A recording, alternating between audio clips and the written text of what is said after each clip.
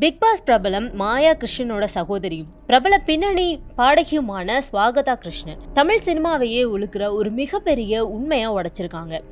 எல்லாரையும் உரைய வைத்த அந்த அதிர்ச்சி வாக்கு மூலம் அந்த கொடூரன் தொட்ட தோல் எனக்கு வேணான்னு லேசர் ட்ரீட்மெண்ட் பண்ணி என் ஸ்கின்னை மாத்திக்கிட்டேன். 200க்கும் மேற்பட்ட பாடல்களை பாடிய ஒரு திறமையான பாடகி ஏன் திடீர்னு சினிமாவை விட்டு ஓடினாங்க? 7 வருஷமா ரிஷிகேஷ்ல தலைமறைவாக இருந்ததற்கு பின்னாடி இருக்கிற அந்த பகீர் உண்மைகள் என்ன? பாதிக்கப்பட்ட ஸ்வாகதாவுக்கு ஆதரவாக இப்போது இசையமைப்பாளர் ஜேம்ஸ் வசந்தனும் களத்துல இறங்கியிருக்காரு. இன்னும் எத்தனை பெண்களை அந்த இசையமைப்பாளர் வேட்டையாட போறாரு என அவர் எழுப்பி இருக்கிற கேள்விகள் இப்போ கோலிவுட்ல தீயா பரவி வருது.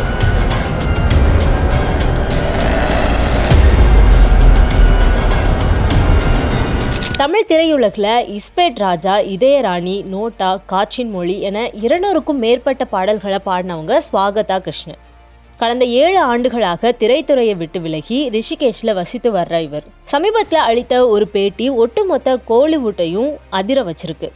தான் திரைத்துறையை விட்டு வெளியேறியதற்கு ஒரு பிரபல இசையமைப்பாளர் செய்த பாலியல் அத்துமீறலே காரணம் அப்படின்னு கண்ணீரோட பகிரங்கப்படுத்தியிருக்காங்க ஸ்வாகதா.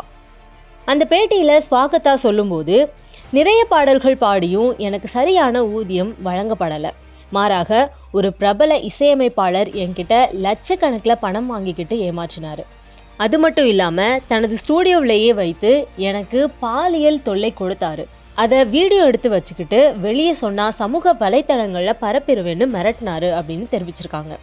அந்த கொடூரமான மனிதன் தொட்ட தோல் எனக்கு வேணான்னு லேசர் சிகிச்சை மூலமாக என்னோட பழைய தோலை நீக்கிட்டு புதிய தோலோட வாழ்கிறேன் அப்படின்னு அவங்க சொல்லியிருக்கிறது பார்க்குறவங்க நெஞ்ச பதற வைக்குது.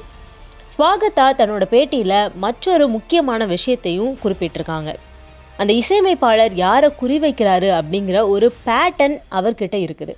பொருளாதார ரீதியாக வசதியுள்ள சுதந்திரமாக செயல்படுற பெண்களை தான் அவர் அதிகமாக தேர்ந்தெடுக்கிறாரு. ஏன்னா அவர்களுக்கு பண தேவை இருக்காது. அதனால அவர்கள் எளிதில் புகார் அளிக்க மாட்டாங்க, அல்லது புகாரை வெளியே சொன்னாலும் யாரும் நம்ப மாட்டாங்க அப்படிங்கிறது தான் அந்த நபரோட தப்பு கணக்காக இருக்குது. இந்த விவகாரம் காட்டுத்தீயாக பரவிய நிலையில இசையமைப்பாளரும் பிரபல தொகுப்பாளருமான ஜேம்ஸ் வசந்தன் ஸ்வாகதாவுக்கு ஆதரவாக தன்னோட முகநூல் பக்கத்துல பதிவிட்டிருக்காரு. இந்த பேட்டியை பெரிய அளவில் பகிருமாறு கோரிக்கை விடுத்துள்ள அவர், இது எந்த ஒரு தொழில் போட்டியிலோ அல்லது பொறாமையிலோ சொல்லப்படும் விஷயம் அல்ல அப்படிங்கிறத தெளிவுபடுத்தியிருக்காரு. அந்த இசையமைப்பாளரோட பாலியல் தொல்லை இப்போவும் தொடர்ந்துக்கிட்டே இருக்கு. இப்போவும் பல இளம் பெண்கள் அவர்கிட்ட சிக்கி தவிக்கிறாங்க. அந்த பலிகள் தொடர்றத உடனே நிறுத்தணும் அப்படின்னு ஆவேசமாக பதிவிட்டிருக்காரு ஜேம்ஸ் வசந்தன். மேலும் ஸ்வாகதாவை அந்த நபரின் பெயரை சொல்ல சொல்லி நாம் வற்புறுத்த முடியாது என்றாலும் அவர் கொடுத்திருக்கிற குறிப்புகளை வச்சே அந்த நபர் யார் என்பதை பலரும் யூகித்து விட்டனர் அப்படிங்கிறதையும், காவல்துறை நினைச்சா சில நிமிடங்களில் அவரை பிடிச்சிட முடியும் அப்படிங்கிறதையும் அவர் சுட்டி காட்டியிருக்காரு. ஏன் இத்தனை காலதாமதம், ஏன் இத்தனை ஆண்டுகள் கழித்து புகார் அளிக்கிறீங்க அப்படிங்கிற கேள்விகளுக்கு ஸ்வாகதா கிட்ட தெளிவான பதில் இருக்குது. சட்டப்படி அவரை நான் சந்திப்பேன், என்கிட்ட அதற்கான ஆதாரங்கள் இருக்குது அப்படிங்கிறத உறுதியாக தெரிவிச்சிருக்காங்க. சமீபத்தில் கூட அந்த இசையமைப்பாளரால் பாதிக்கப்பட்ட ஒரு பெண் ஸ்வாகதாவை தொடர்பு கொண்டு அழுது புலம்பியிருக்காங்க. இதன் மூலமாக அந்த நபர் இப்போவும் பாலியல் தொல்லைகளை தொடர்றாங்க அப்படிங்கிறது உறுதியாக தெரிய வந்திருக்கு. தற்போது ஸ்வாகதாவோட இந்த துணிச்சலான முடிவுக்கு சமூக வலைத்தளங்களில் ஆதரவு பெருகி வருது. பணம் தேவைப்படாத சுயமாக இயங்குகிற பெண்களை பார்த்து தான் அவர் குறிவைக்கிறாரு அப்படின்னு ஸ்வாகதா அந்த பேட்டியில் அந்த இசையமைப்பாளரோட பேட்டர்ன் குறித்து விளக்கியிருக்காங்க. அந்த பல விருதுகளை வென்ற இசையமைப்பாளர் யாரு, அவருக்கு பின்னாடி இருக்கிற அதிகார வர்க்கம் எது அப்படிங்கிற விவாதங்கள் இப்போ இணையத்தில் சூடு பிடிக்குது. பாடகி சின்மயி போன்றவர்கள் ஏற்கனவே இது போன்ற மீட்டு புகார்களை எழுப்பிய போது திரையுலகம் பெரிய அளவில் மௌனம் காத்தது. ஆனால் இப்போ மாயா கிருஷ்ணனோட சகோதரி ஸ்வாகதாவே நேரடியாக பாதிக்கப்பட்டிருக்கதை எடுத்து சொல்லியிருக்கிற நிலையில் சினிமா சங்கங்கள் என்ன நடவடிக்கை எடுக்க போகிறாங்க?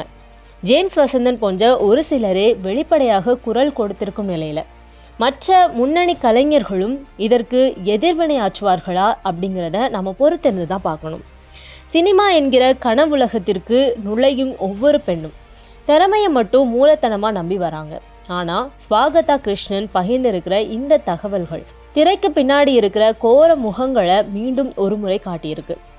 ஜேம்ஸ் வசந்தன் சொல்வது போல ஸ்வாகதா கொடுத்திருக்கிற அந்த துல்லியமான ஆதாரங்களும் குறிப்புகளும் அந்த கொடூரனை சட்டத்தின் முன் நிறுத்த போதுமானவை. இப்போவும் பல இளம்பெண்கள் அந்த இசையமைப்பாளரிடம் சிக்கி தவிக்கிறதா வர்ற தகவல்கள் மீண்டும் வேதனை அளிக்குது. ஸ்வாகதாவோட இந்த துணிச்சலான முடிவு பாதிக்கப்பட்ட மற்ற பெண்களுக்கும் குரல் கொடுக்க ஒரு தைரியத்தை தரும் அப்படின்னு நம்பலாம். திரைத்துறை அப்படிங்கிறது கலைக்கான இடமாக இருக்க வேண்டுமே தவிர பாலியல் தொல்லைக்கான இடமாக இருக்கக்கூடாது அப்படிங்கிறது தான் எல்லாரோட எதிர்பார்ப்பும்.